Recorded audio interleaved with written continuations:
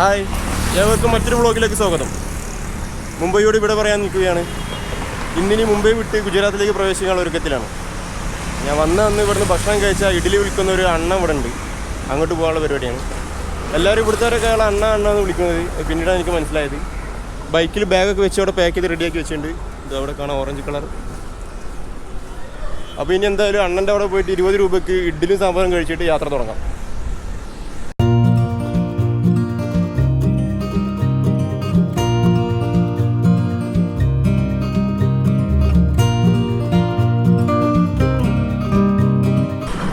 അണ്ണനൊന്നും correct സ്പോട്ടിൽ തന്നെ ഉണ്ട്.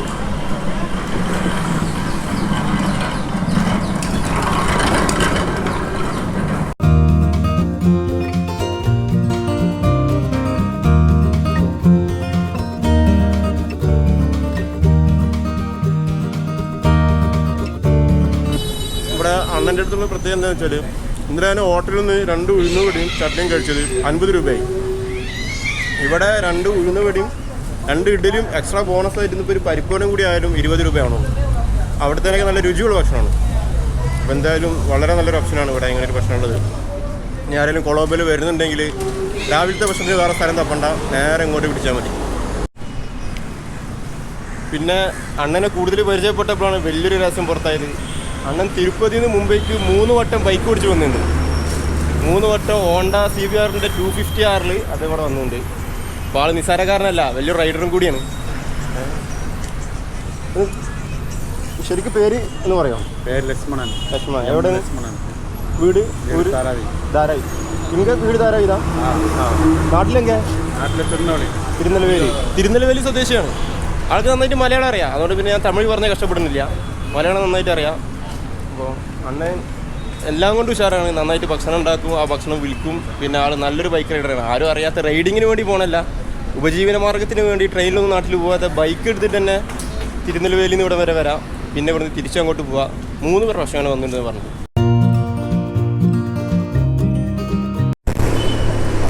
ഗുജറാത്തിലെ സൂറത്ത് ലക്ഷ്യമാക്കിയാണ് ഇന്ന് യാത്ര തുടങ്ങിയിട്ടുള്ളത്. പോകുന്ന വഴി വല്ല ഇൻട്രസ്റ്റിംഗ് പ്ലേസിൻ്റെയും കുറച്ച് നേരം അവിടെ സ്പെൻഡ് ചെയ്യണം, കുറച്ച് വ്ളോഗ്സ് ചെയ്യാമെന്ന് ഉദ്ദേശിക്കുന്നു.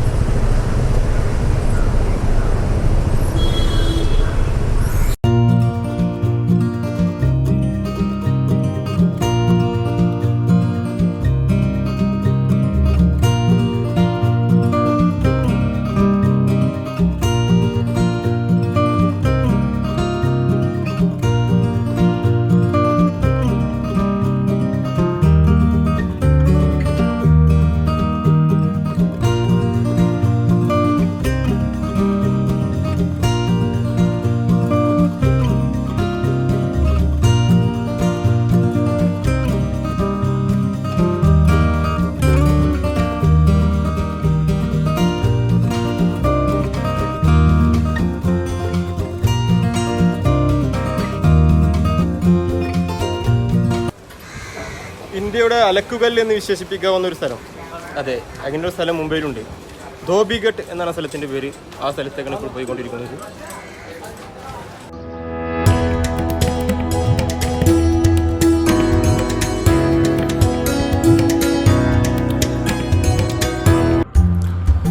ധോബിഘട്ട് എന്നാൽ ഒരു ലോകമാണ്, അലക്കുകാരുടെ ലോകം.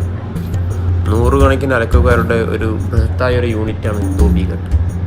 മുംബൈയിലെ പല തെരുവുകളിൽ നിന്നായി കളക്ട് ചെയ്യുന്ന വസ്ത്രങ്ങൾ ഇവിടെ കൊണ്ടുവന്ന് അലക്കി കറക്റ്റ് ഇസ്തിരിയിട്ട് തിരികെ ഏൽപ്പിക്കുന്നതാണ് ധോബിഘട്ടിൻ്റെ പ്രവർത്തനം. നഗരത്തിലെ ഹോട്ടലുകൾ, ഹോസ്പിറ്റലുകൾ എന്നിവിടങ്ങളിൽ നിന്ന് കളക്ട് ചെയ്യുന്ന വസ്ത്രമാണ് പ്രധാനമായും ഇങ്ങോട്ടെത്തുന്നത്. ധോബിഘട്ടിന് 100-ലേറെ വർഷങ്ങളുടെ പഴക്കമുണ്ട്. ഏകദേശം 1890-കളിലാണ് ധോബിഘട്ട് ഇവിടെ പ്രവർത്തനം ആരംഭിക്കുന്നത്. ഏക്കറുകളോളം പരന്നു കൊടുക്കുന്ന ഒരു വലിയ യൂണിറ്റ് തന്നെയാണ് ഇത്. ഇവിടെ ഓരോരുത്തർക്കും സെപ്പറേറ്റ് അലക്കാനുള്ള കല്ലുകൾ നിരത്തി വെച്ചിരിക്കുകയാണ്. ഇവിടെയുള്ള തൊഴിലാളികളുടെ വീടും ഇതിനകത്ത് തന്നെയാണ്. അവർ താമസിക്കുന്ന ചെറിയ വീടുകളും ഈ ധോബിഘട്ടിനകത്ത് തന്നെയാണ് സ്ഥിതി ചെയ്യുന്നത്.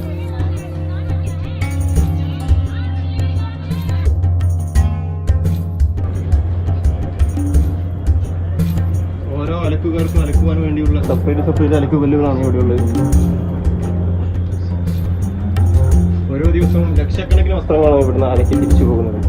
എന്നാൽ ഇന്നുവരെയും ഒരു വസ്ത്രം പോലും ഇവിടുന്ന് അലക്കിയത് മാറിപ്പോയിട്ടില്ല.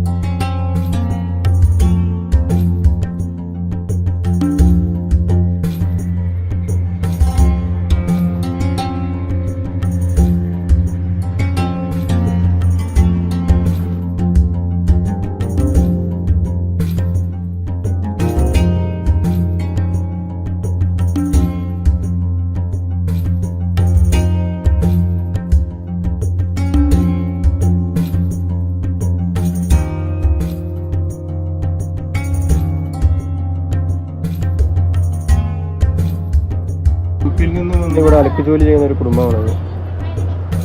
അദ്ദേഹത്തിൻ്റെ മകനാണ്. ഇവരുടെ താമസവും വീടും ഇവിടെ തന്നെയാണ്.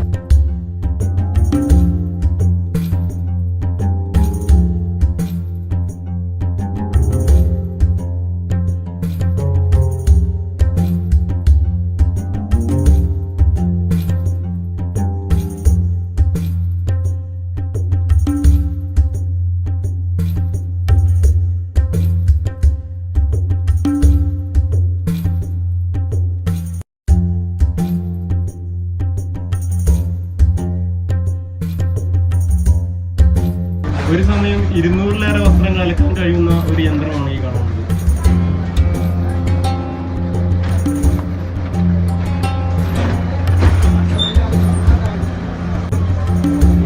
അലക്കി കഴിഞ്ഞ വസ്ത്രങ്ങൾ ഈ യന്ത്രത്തിലിട്ടാണ് ഉണക്കുന്നത്.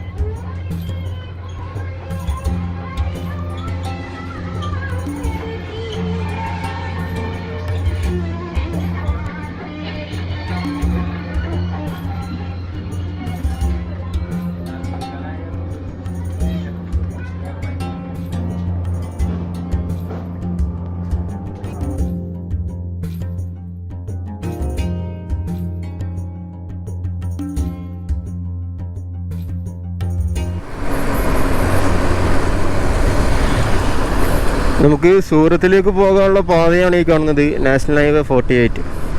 ഏകദേശം ഇവിടുന്ന് 260 കിലോമീറ്ററോളം ഇനിയും സഞ്ചരിക്കാനുണ്ട് സൂറത്തിലേക്ക്. ഇന്ന് എന്തായാലും സൂറത്തിൽ തന്നെയാണ് സ്റ്റേ. അതിനുശേഷം നാളെ ഇവിടുന്ന് ഗുജറാത്തിലെ തന്നെ അഹമ്മദാബാദ് തുടങ്ങി മറ്റു സ്ഥലങ്ങളിലേക്ക് നീങ്ങാനുള്ള പരിപാടിയാണ്.